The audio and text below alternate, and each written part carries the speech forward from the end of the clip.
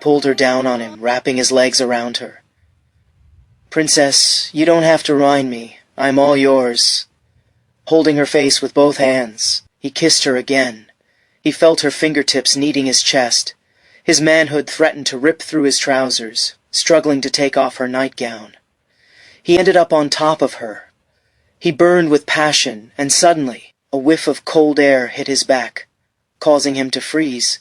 He lifted himself off her and got out of bed, thinking he wanted to undress completely. She held him back. "I can help take that off." She pulled on his trousers. He held her hand and pushed it away from him. "You don't have to, babe." He sat down in the chair. Candace watched him, concern flickering in her eyes. "Did I do something wrong?" "No," he exclaimed, nearly shouting. There was silence. He knew why he froze. He was in his father's house during his teenage years, and his father had caught him butt-naked on top of a girl. The memory never left him. At that time he had thought the house was empty, so he brought the girl into his bedroom. He was about to do the forbidden when his father entered the room. He said nothing but walked to the closet, opened it, closed it, and left the room as if he didn't. To see anything, Babza had never experienced such fear as he did that day. He imagined the worst possible punishment, even his death. He waited for it, but his father never mentioned the topic. Babza couldn't understand why. He had wandered around like a shadow of himself, jittery as ever.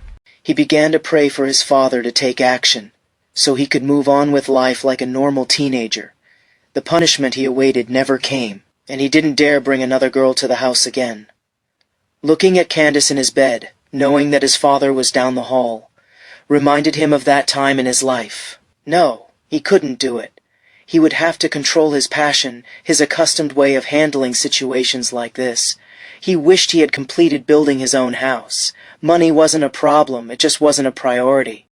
If he had known this day would come, he would have paid more attention to finishing the structure. What should he tell her? She supplied the answer to his predicament. "I think you're shy." She broke the silence. "Let me confess something to you." He sat up, his eyes encouraging her to continue. "I've seen you naked." Shocked, he uttered, "What? When?" "It was many years ago. You and your friends went to the stream near Uzare Forest. I think it was a rite of passage, and that day was your turn." "I remember." "I was 15, Babza cut in. The inductee was left alone until dark and had to find his way home. How did you know about this?" "I was there. I saw everything. Where were you?" "We thought we were alone. I was sitting on a branch of a cashew tree when I saw your procession coming down the path. I quickly hid behind the tree trunk until all of you walked past me, and then I followed discreetly inside the bush." Babza was attentive and nudged her. "Go on. You removed all your clothes and waded into the stream. The other boys ran off, leaving you behind. You didn't." T looked back. "One of the boys, Kenna, picked up your clothes where you had left them. He tossed them over the shrine's fence as he ran off." "No, I wasn't aware." "As instructed, my eyes were closed, counting to 1,000. I knew you wouldn't know where your clothes were, and you couldn't go back into town naked. So I gathered them from where he discarded them, and swiftly dropped them by the stream before you realized they were gone." Babza remained silent, contemplating the absurdities of that day.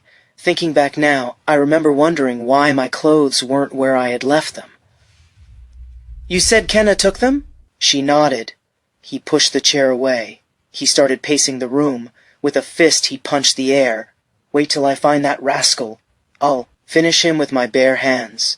Too late, he died some years ago in a car accident." She was silent for a minute, and added, "There's more." He halted his pacing and tilted his head to listen to her. "I saw you going further into the stream. I knew that area was quite deep, and I wasn't sure if you knew how to swim, so I made some frog-like noises to stop you. It worked. You turned around and ran back to get dressed. You didn't even finish putting on your clothes. You ran out without your shirt on. You were so scared." She burst into frenetic laughter. "That was you?" Babza stared at Candace, his expression a blend of disbelief and amusement. "I thought an evil spirit was out to get me. You scared me to death. It was either that, or I'd have to jump into the stream to save you from drowning." My grandmother warned me never to go into the water by the shrine again. Babsa frowned. What do you mean by again? I almost died there. I was 7 years old and didn't swim well at the time. While playing in the stream, I suddenly slipped into the deep end. Water engulfed me, and I couldn't breathe.